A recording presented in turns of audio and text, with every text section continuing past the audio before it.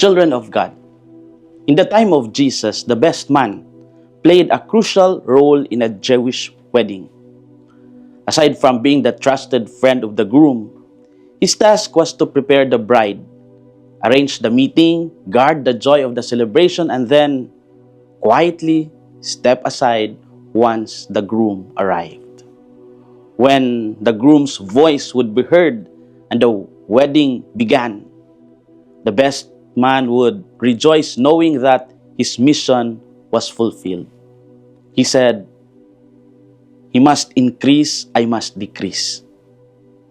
This background helped us understand why John the Baptist in the Gospel of John describes himself as the friend of the bridegroom, while Jesus is the groom and the bride is the people of God, the church. From this wedding image, the Gospel gently brings us to the heart of John the Baptist. His words reveal deep clarity about his vocation. He knows who he is and who he is not. And from that clarity, he teaches us how to live our own discipleship with peace and joy. What are our inspirations for today? First, John the Baptist shows us that true joy comes from knowing our place in God's plan. He openly admits, "I am not the Messiah." And he is not offended that people are now following Jesus instead of him. Like the best man, John understands that his role is temporary but meaningful. His happiness comes from faithfulness, not from popularity. This challenges our tendency to compare ourselves with others. In family life, ministry, or work, we often measure success by recognition. John reminds us that joy is found in doing what God asks of us, even if our role seems small or unnoticed. When we accept our mission with humility, we experience freedom.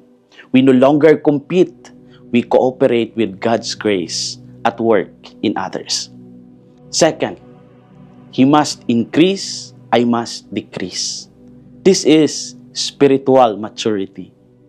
John knows that stepping aside for Christ is not diminishing himself, but allowing God's plan to unfold. Like the best man who disappears once the wedding begins, John steps back so that Jesus may be fully revealed. This teaches us that faith is about surrender. In a world that pushes us to assert ourselves, the gospel invites us to trust God enough to let go.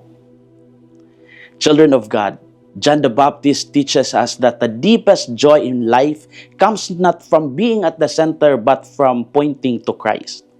When we learn to say with sincerity, "He must increase, I must decrease," we discover that God's glory and our true fulfillment walk hand in hand. This is Father Felmar SVD, your Good News caster from Radio Veritas Asia, the voice of Asian Christianity. And may the Almighty God bless you, the Father, the Son, and the Holy Spirit. Thank you for watching and listening. Stay inspired every day with our daily reflections. Be part of our growing online community of faith and inspiration. Don't miss a single reflection. Follow us on our social media platforms